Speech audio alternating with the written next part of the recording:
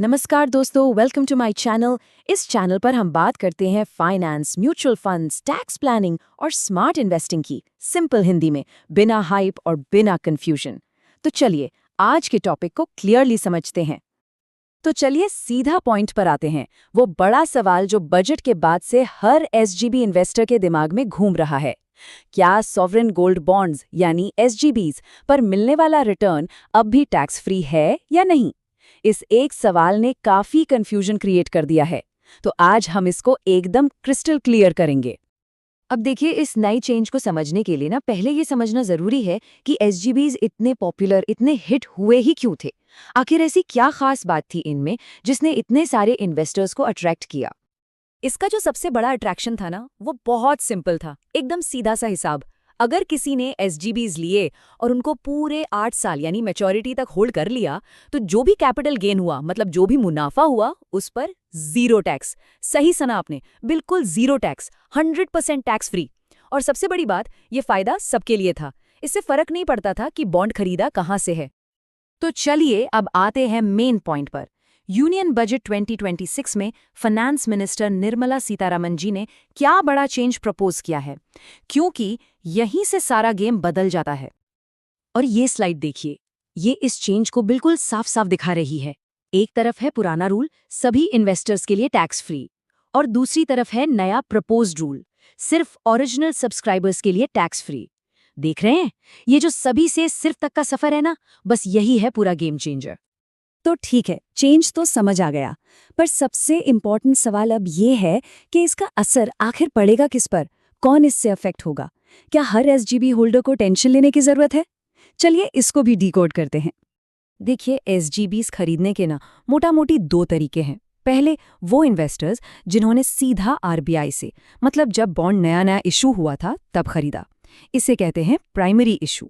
और दूसरे वो इन्वेस्टर्स जिन्होंने किसी और से, स्टॉक एक्सचेंज पर खरीदा, यानी सेकेंडरी मार्केट से। और ये जो नया रूल है, इसका असर इन दोनों तरह के लोगों पर बिल्कुल अलग अलग होने वाला है।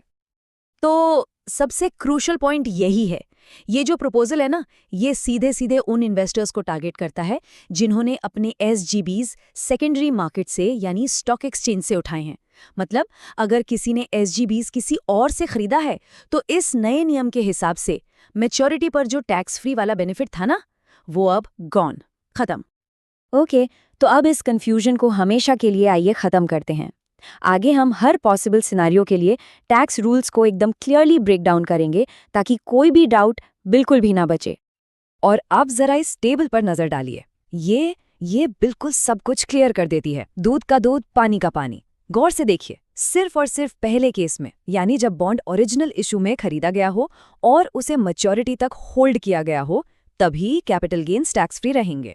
इसके अलावा बाकी तीनों केसेस में, चाहे सेकेंडरी मार्केट से खरीदा हो या मैच्योरिटी से पहले बेच दिया हो, मुनाफे पर टैक्स लगेगा ही लगेगा। और देखिए, इसमें कोई एम्बिग्यूटी नहीं है। सरकार ने बजट में इसको एकदम साफ साफ लिख दिया है।